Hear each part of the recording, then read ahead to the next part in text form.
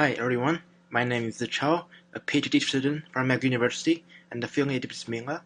This is work done with my supervisors Professor Hamilton and Professor Blanchet, and the topic of my presentation today is learning a graph neural representation of RNA secondary structures in the context of predicting RNA-protein interactions, and we will show that it can provide considerable performance gain as well as meaningful biological insights. So first, I'm going to give you a brief introduction about this task. The idea is to build, train, evaluate, and finally interpret a machine learning classifier for some particular RNA binding proteins, aka RBP. Given an RNA sequence and its predicted structure, the classifier would make a binary classification as to whether or not a particular RBP would bind to it. And it has been long known that the RNA structure could play a significant role during its binding process, in addition to some sequence motifs that may be recognized with the protein. However, there are still many practical issues for identifying and integrating the most useful structural information.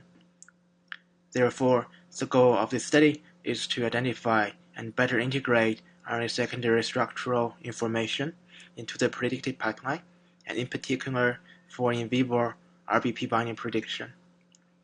And this type of predictor would be beneficial for many tasks, such as computationally screening personal genomes for deleterious mutations, designing RNA sequences with specific RBP binding properties, and understanding the underlying mechanisms of RBP-RNA interaction. So, how are the current computational methods limited in their ways of handling RNA structural information? On one hand, we have methods based on graph kernel, which can extract coupled sequence and secondary structural features from an RNA. However, the high dimensionality of the kernel extracted feature space can lead to some serious overfitting issues.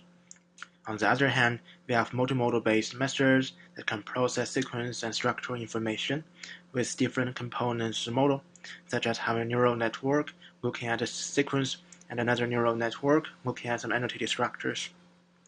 And this type of method is less concerned with utilizing integrated signal from the two modes of input, therefore making it more difficult to capture some subtle relationship between them.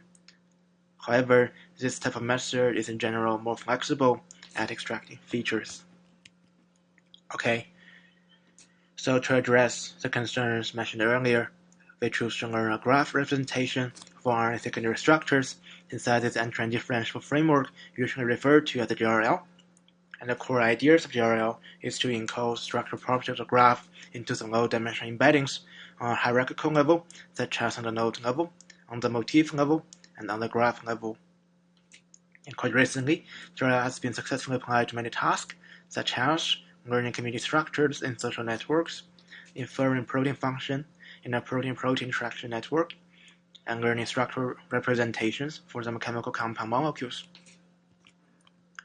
And as the main carrier of GRL, graph neural networks can be easily understood from its spectral construction, where the convolution takes place on the graph Laplacian matrices, and this formulation of graph convolutional neural network can be understood as a form of filtering graph signals. Or we could rely on its spatial construction, as shown in the example in the figure. A node in a graph can communicate with its neighbors and having its node embedding space updated based on messages sent from its neighbors and neighbors' neighbors, as we enable more rounds of message passing. And of course, the neural messages are often computed with neural networks. We would present our work under the spatial perspective of graph neural networks that will do the message passing on an RNA secondary structural graph. That nucleotide can communicate with its neighborhoods, and by receiving information from its neighbors and neighbors' neighbors, more structural information of its local neighborhood can be encoded into nucleotide embedding. So our goal in study can be split in two halves. The first part is to learn a graph representation of RNA secondary structures for predicting RNA-protein interaction, and then to interpret the model and review some useful biological hypotheses. Here is some information about the QuickSeq data used in our study, which originally comes from the GraphPro paper that features 24 curated in vivo RBP binding datasets.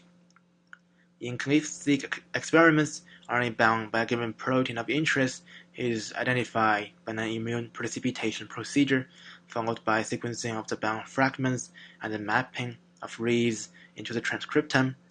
This results in thousands of regions ranging between 12 and 75 nucleotides being identified in the transcriptome, which contain RBP binding sites.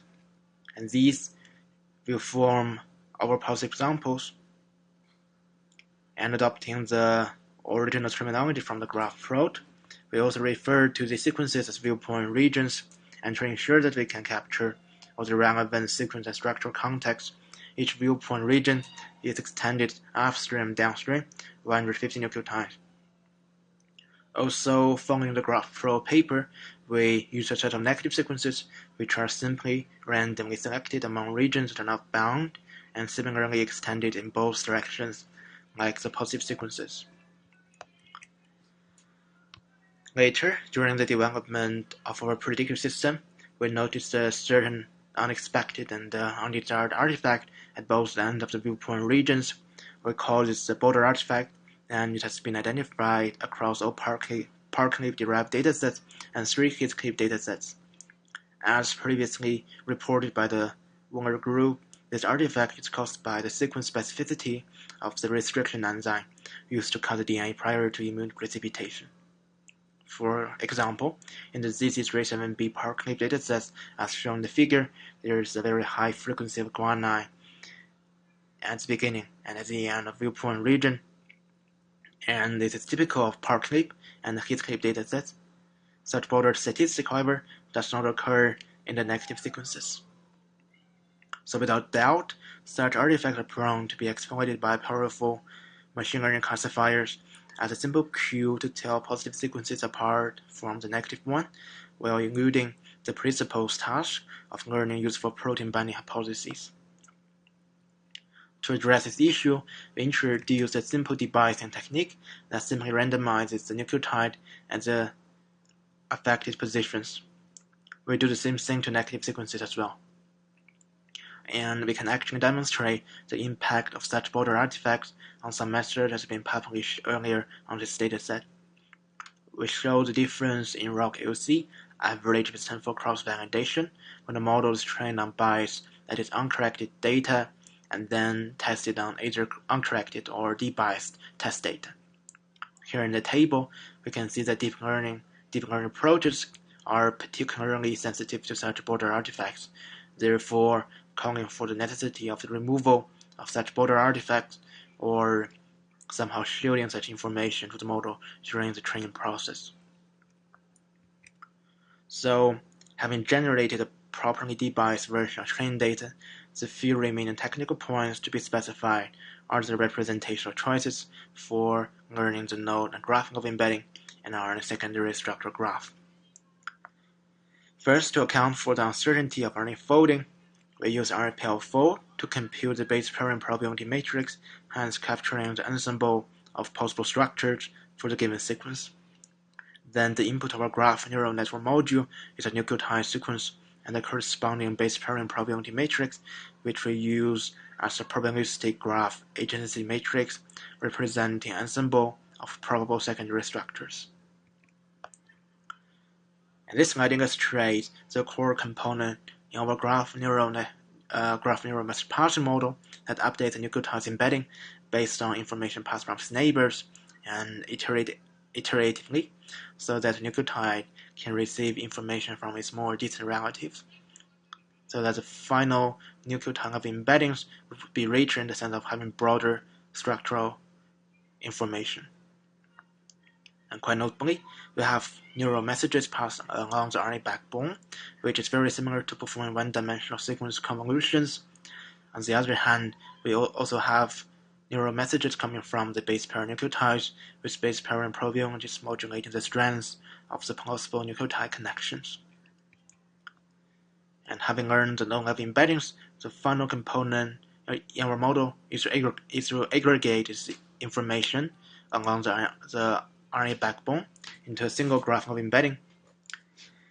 Out of all the available pooling techniques, on parametric or parametric, we have used a certain global pooling technique called set-to-set pooling. Also, we can compute a loss function that is hierarchical on the node level, as well as on the graph level. On the graph level, the loss looks at the graph of embedding and decides whether the whole RNA contains an RBP binding site or not. On the node level, the loss looks at the node embedding and decides if a nucleotide is inside the viewpoint. Then we can evaluate the performance of our graph neural network model, which we call RPI-NET-GN, against our own sequence-only baseline, RPI-NET-ZN.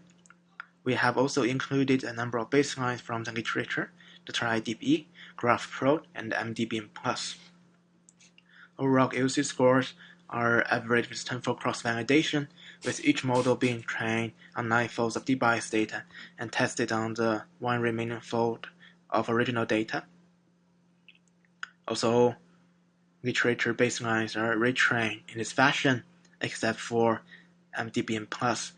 And here, we can see that our GNN and the CN model could perform consistently better than all the 3 published baselines.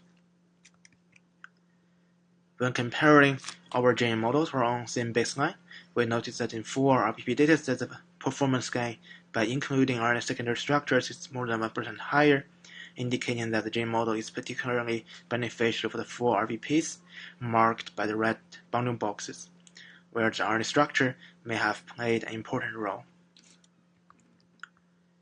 And for interpreting the learned RBP binding hypothesis from our model, we have used integrated gradients to assign attribution score to each nucleotide along the sequence from our same baseline, as shown in the figure. We can show that by training our model on debiased clip-stick dataset with the border artifacts removed, comparing to it being trained on the original dataset, our model would no longer exploit the guanine preceding or succeeding the viewpoint regions, and that meaningful RBP binding patterns reveal themselves inside the viewpoint regions. And previously, we have shown that we can visualize what the model has learned on a per-sequence basis, and an important step further is to combine all the attribution patterns obtained across the clip-stick sequences of a given RBP to obtain a single RBP binding profile. To achieve this, we extract a timer with the highest cumulative attribution score from each RNA, and then align them with the well-known multiple sequence alignment tool called Coastal tool, giving the aggregated profile as shown in the figure. And notably, our learned sequence motif generally has a very good agreement with the ones reported from the biological literature, indicating that our model is really learning the underlying RBP binding mechanism. We can also show the sequence and secondary structural motifs similar as we did for the same baseline. And to identify individual secondary structures in best compatibility with each sequence, according to the GN model, we have enumerated a large pool of distinct structures for a limited number of sequences, which are the most positively predicted out of efficiency concern. For future works, we would like to point out the possibility of learning hierarchical representation of RNA secondary structures, considering that it has an equivalent junction tree representation, or differentiable pooling to reduce the spatial dimension of the RNA graph, so that more structural features may be condensed into the graphical embeddings while improving the inference speed. And another important direction is to have a single model performing binding predictions for multiple RBPs, which is apparently more efficient than learning singular models, and that different RBP binding hypotheses may complement each other so that the final prediction accuracy is greater than learning each RBP individually. Also, we would like to point out that interpretability of our graph neural network model is still in need of improvement.